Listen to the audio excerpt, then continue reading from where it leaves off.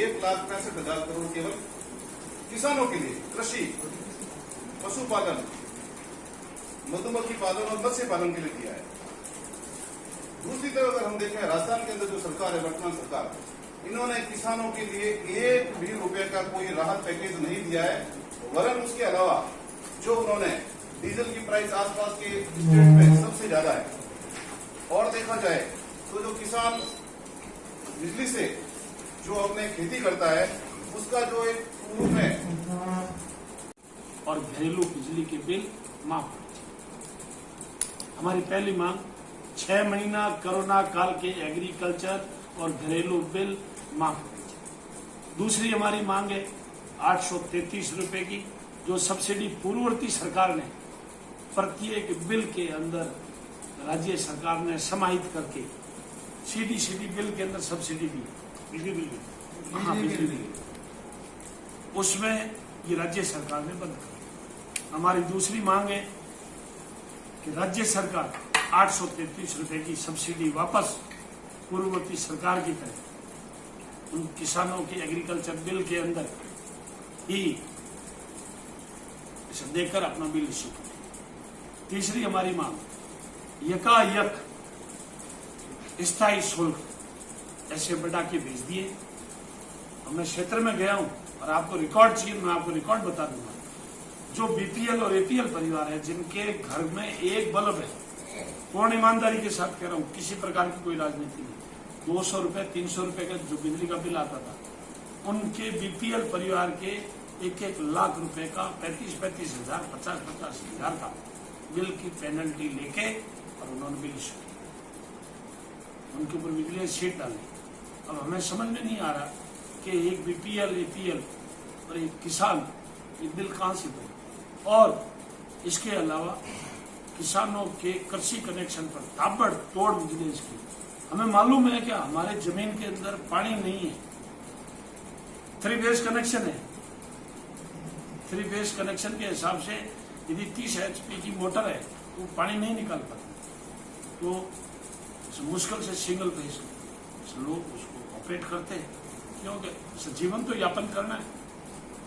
उसके लिए vigilance seat single phase पे करके 5-5 लाख 7-7 लाख 10-10 लाख लोगों की विजिलेंस सीट पूरी ताबड़तोड़ पूरे ऊंचे विधानसभा, और प्रत्येक ग्राम पंचायत से आपको 30-30 50-50 लोगों की फाइलें चाहिए, तो मैं फाइलें भी आपको उपलब्ध करवा सकता हूं। हमारी मांग है इस वैश्विक महामारी के अंदर सरकार इन किसानों की मदद करे। ये सरकार का परम धर्म बनता है। आज 2 साल हो गए सरकार किसी प्रकार का कोई ओलावृष्टि का पिछले साल भी कोई मुआवजा नहीं, पूरी टीडी आके पड़ी है।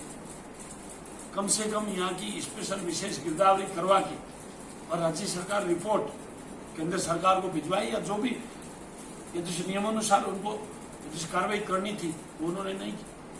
किसान जो सम्मान निधि का पैसा जो किसानों के खाते में आना चाहिए वो राज्य सरकार रोक के बैठी, अभी तक किसानों के अकाउंट्स के अंदर वो ट्रांसफर नहीं किया। इस प्रकार से पूरे ओसिया क्षेत्र के अंदर पूरा किसान वर्ग और पूरा युवा वर्ग एक असंतोष में।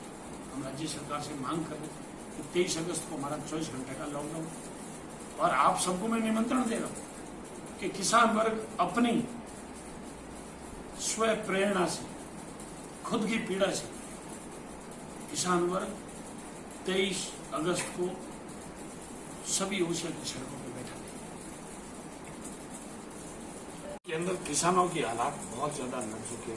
किसान का बेटा 1 रुपए की कमाई बाहर नहीं कर पाया, अर्थतंत्र पूरा अस्त व्यस्त है, सारी फैक्ट्रियां सारे संसाधन, कोई भी कमाई का साधन नहीं है। 6 महीना हो गया किसान का बेटा घर में बैठा है, किसान अपने घर में बैठा है, 1 रुपए की कोई कमाई नहीं है। मेरे ओसिया विधानसभा क्षेत्र के अंदर आज के दिन 3 किसानों ने आत्महत्या कर दी। 3 किसानों ने आत्महत्या कर दी। 3 किसानों ने, एक कल एक किसान ने और आत्महत्या कर दी। और अभी मैं ये हालात ये बता दूं, पाकिस्तान के जो हालात है,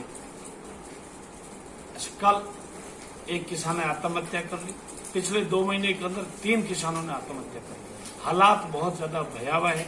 किसान की स्थिति को समझने के लिए हमारी सरकार से सिर्फ ये निवेदन है, आग्रह है कि इन किसानों के 6 महीना कोरोना काल के जितने भी एग्रीकल्चर बिल और घरेलू बिल है, ये सारे बिजली के बिल माफ होने चाहिए। किसान के पास 1 रुपया नहीं है, खाना खाने का पैसा नहीं है उसके पास में, और हालात बहुत ज्यादा भयावह है। इसलिए हमारा तो सरकार से यही आग्रह है कि 6 महीने के बिजली के बिल माफ हो, चाहे घरेलू हो चाहे एग्रीकल्चर हो। 833 रुपए की वापस सब्सिडी शुरू होनी चाहिए, और स्थायी शुल्क जो सरकार ने जो बढ़ाया है वो रोल बैक होना चाहिए, और इन किसानों के ऊपर आपकी विजिलेंस टीम, जो विजिलेंस का काम है वो बंद होना चाहिए। और यदि ये सरकार नहीं कर रही है, हम तो 23 अगस्त को 24 घंटे का पूरा एशिया के अंदर लॉकडाउन है, और आप लोग देख सकते हैं, उस दिन आप देख लेना सैटेलाइट के गूगल्स के अंदर ओशिया की सारी सड़कों के ऊपर ट्रैक्टर ट्रॉली रहेगा, किसान सड़कों पे रहेगा 24 घंटे के। अब यदि सरकार इन किसानों की स्थितियों को समझते हुए सरकार किसान हित के अंदर यदि निर्णय लेती है तो हम इस सरकार को धन्यवाद भी देंगे, और यदि निर्णय नहीं लेती है जिस किसान हित में, तो ओशिया से आंदोलन निकल के पूरे जोधपुर जिले में जाएगा, और पूरे जोधपुर जिले से भी बात नहीं बनेगी तो पूरे मारवाड़ में जाएगा, और मारवाड़ से भी बात नहीं बनती है तो किसान अपनी ट्रैक्टर और टोली अपना पूरा परिवार लेकर जयपुर के सेक्रेटरीट और विधानसभा में बैठे। आप जो आंदोलन करने जा रहे हैं इसको लेकर स्थानीय जिला प्रशासन को ज्ञापन कुछ आपने जानकारी दे रखी है कि आप 23 तारीख को लॉकडाउन कर रहे हैं? देखिए, स्थानीय प्रशासन तो मेरे को ये कह रहे हैं कि आप घर से बाहर नहीं निकल सकते। हालात इतने भयावह है कि 3 किसानों ने आत्महत्या कर ली। मैं एक मास क्षेत्र का स्थानीय जनप्रतिनिधि होने के नाते मैं जनता के बीच में गया हूं, मैं मेरे कार्यकर्ताओं से मिला हूं, किसानों ने मुझे बुलाया है इकट्ठे होके, और अपनी वो बिलों की कॉपियां मुझे ज्ञापन दिया है।